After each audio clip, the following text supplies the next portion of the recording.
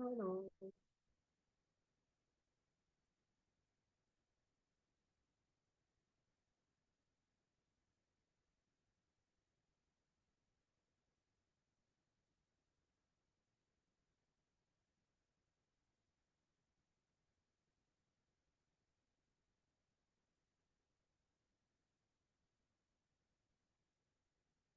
ouais, c'est compliqué. C'est compliqué. Toujours un petit peu monter le son. Ah, la connexion est en maximum.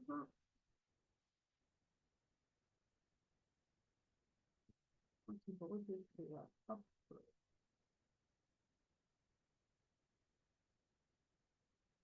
Euh,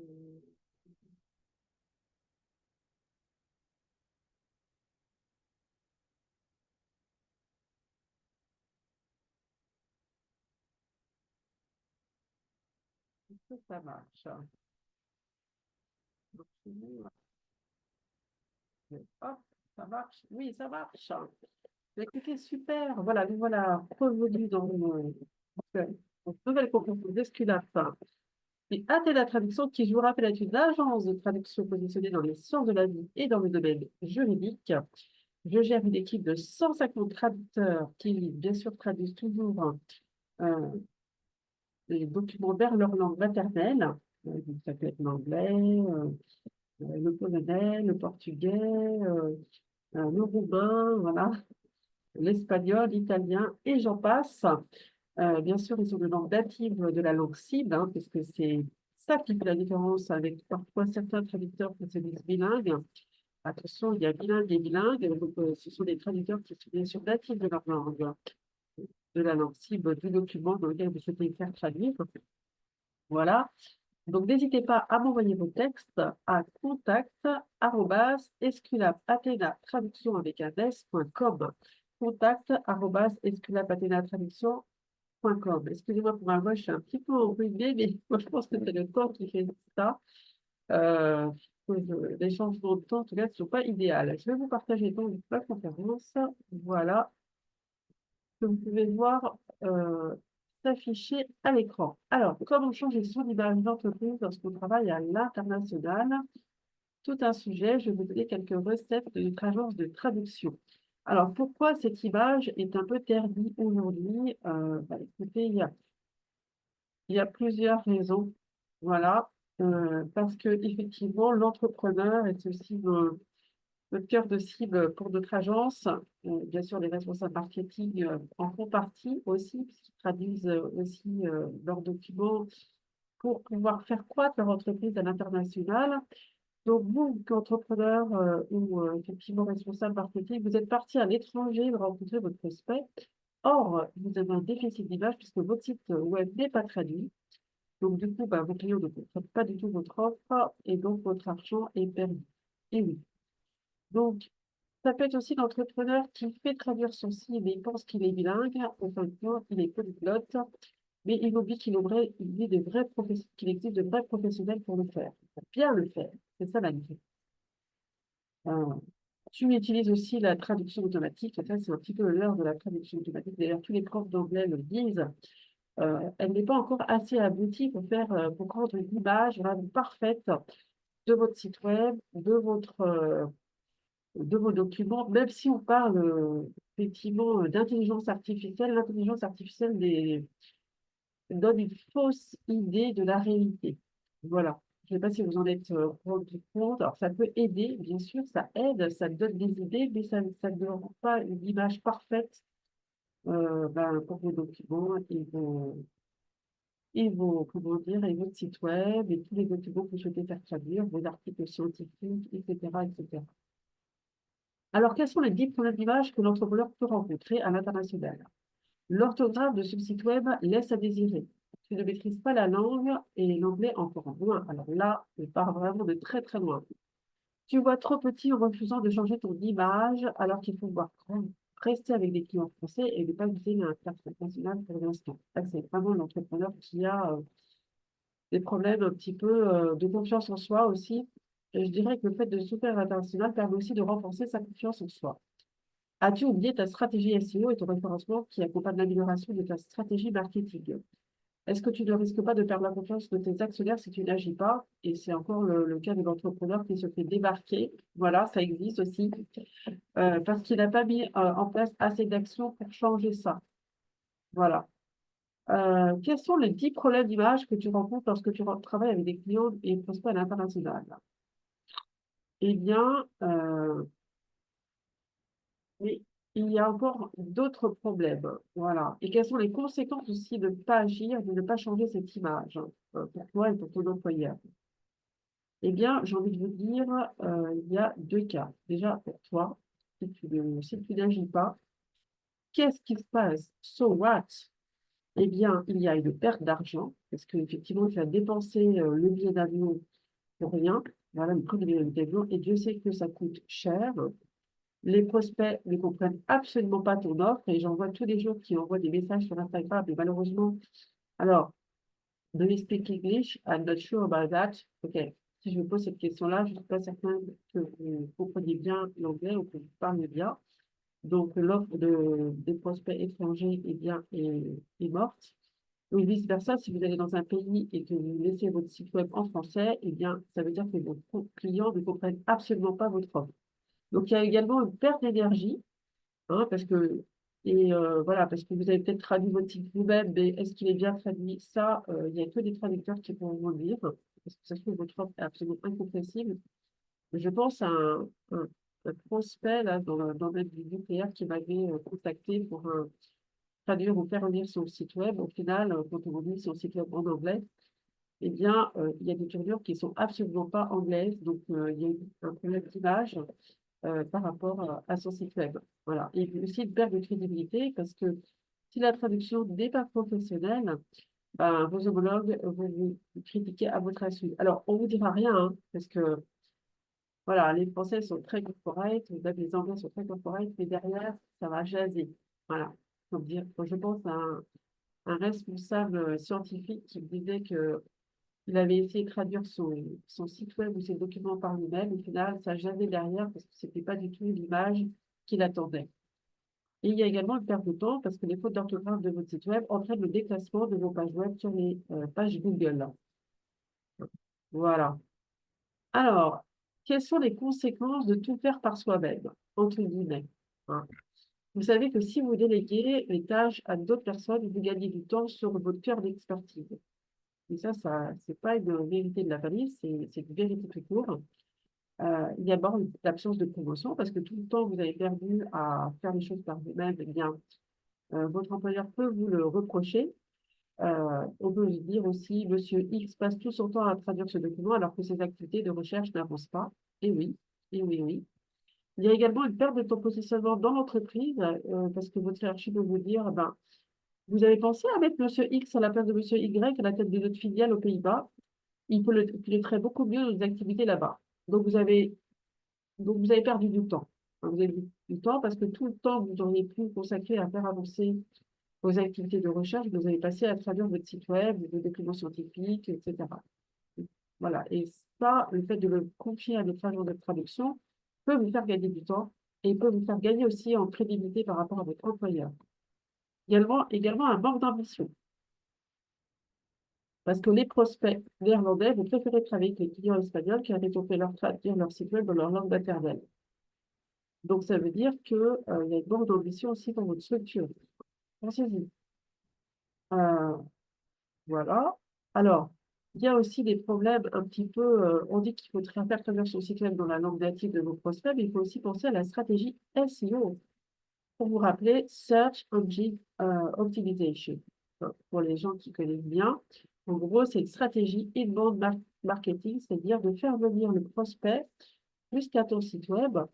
Euh, et de ce fait, ça te fait gagner du temps et beaucoup d'énergie aussi, parce qu'un site qui est bien référencé, normalement, c'est un mot-clé par page. Ça permet notamment sur les stratégies de requête récurrentes par vos prospects, ça vous permet de bien vous placer par rapport à vos concurrents.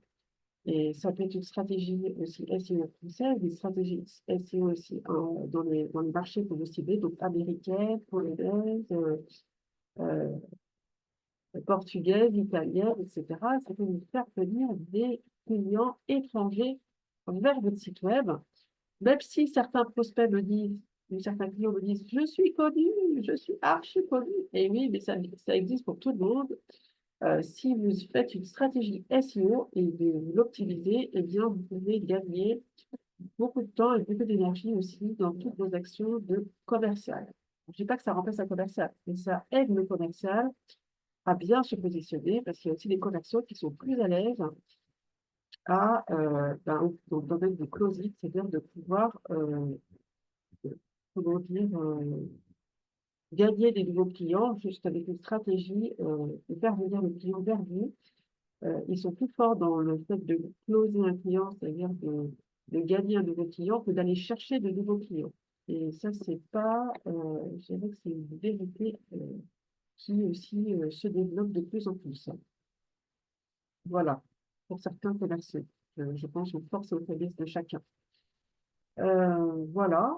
Et les problèmes pour toi, eh bien, je dirais, si tu gagnes des nouveaux clients étrangers, est-ce que tu n'améliores pas ta marge commerciale? Voilà. C'est un petit peu le vendeur qui vend des voitures de location, qui va vendre peut-être plus cher à des clients étrangers, parce qu'ils ne connaissent pas forcément des prix locaux.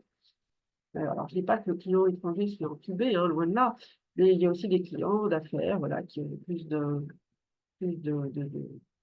comment dire, d'argent, voilà. Ils ne connaissent pas forcément les prix du marché, ils vont peut-être acheter vite parce qu'ils n'ont pas le temps, entre guillemets, donc ils vont acheter votre produit peut-être plus cher que ce que vous vendriez à des clients récurrents, locaux, etc. Donc moi, je vous invite aujourd'hui à regarder les façons de soigner votre image, donc la vôtre et celle de votre entreprise, voilà, à travers cette masterclass. Alors, on va résumer un petit peu les problèmes, voilà, les conséquences si vous ne changez pas les choses. Il y a un manque d'envergure de votre entreprise parce que si vous n'allez pas capter les clients étrangers, vous avez un problème de positionnement et de stratégie aussi. Vous allez vous intervenir peut-être aujourd'hui sur un marché saturé. Si vous appelez en France, vous êtes la 45e société qui propose exactement la même offre même client, les clients, vous n'en aurez pas. En tout cas, vous n'aurez pas de nouveaux clients. Par contre, si vous allez à l'étranger, si vous faites venir même des clients étrangers vers votre entreprise, vous pouvez gagner de nouveaux clients et vous allez peut-être gagner en marge commerciale. Voilà, c'est pour ça que je vais m'efforce de vous expliquer aujourd'hui cette stratégie. Il y a également une perte d'argent. Une perte d'argent parce que tout le temps que vous investissez à gagner des clients français sur un marché saturé, eh ben, c'est une perte d'énergie peut-être que vous auriez consacrée à des stratégies SEO auprès de votre employeur, ou une stratégie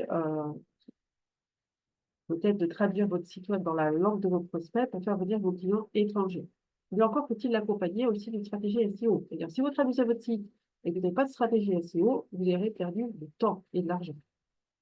Il y a également un manque d'attractivité de votre marque dans vos recrutements, parce que si vous défendez que vous travaillez auprès de vos candidats, que vous travaillez à l'international, croyez-moi, tous les étudiants des écoles de commerce qui ont appris l'anglais, l'espagnol, l'allemand à travers leurs études, ils vont avoir plus envie de venir travailler chez vous que de travailler chez votre concurrent.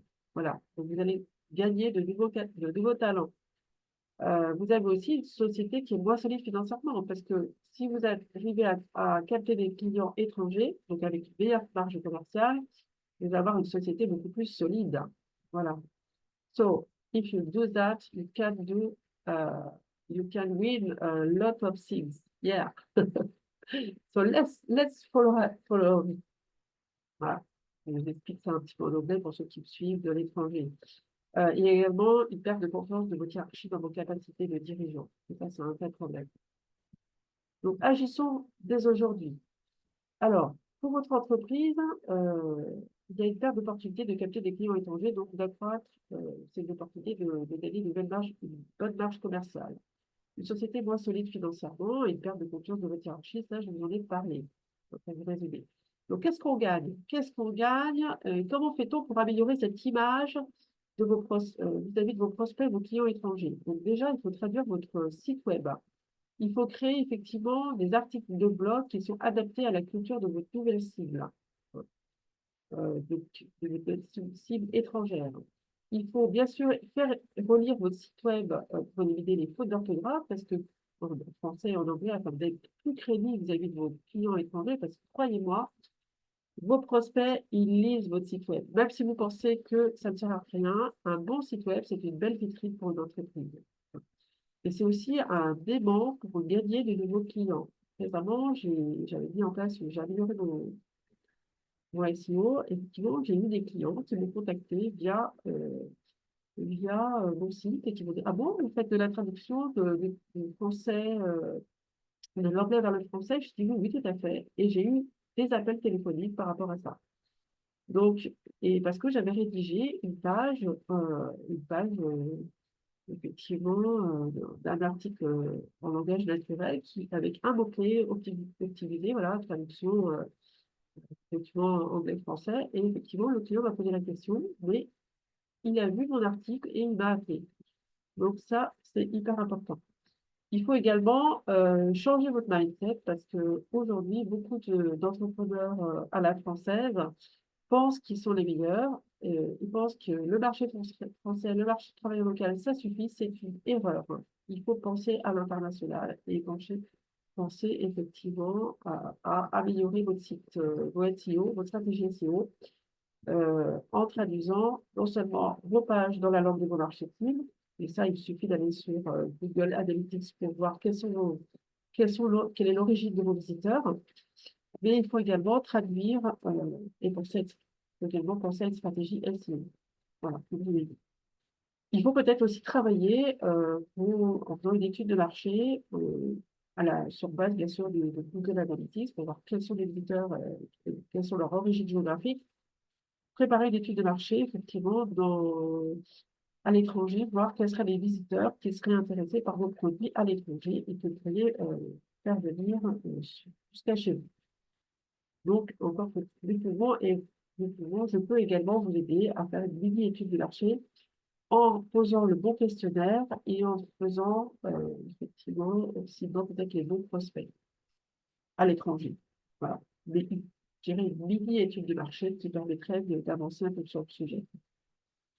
Alors, les trois clés, j'en ai parlé pour faire un petit peu l'apanage de la promotion de cette conférence, pour améliorer votre image de votre entreprise et convaincre vos clients étrangers. Premièrement, changez votre mindset, analysez l'origine géographique de vos visiteurs, de votre site web, donc disposez bien sûr d'un site web dans la langue de vos prospects et adaptez bien sûr les articles de blog à la culture de vos prospects et disposer idéalement d'une structure en local, d'un partenariat local pour être plus crédible et améliorer et créer la proximité avec vos clients.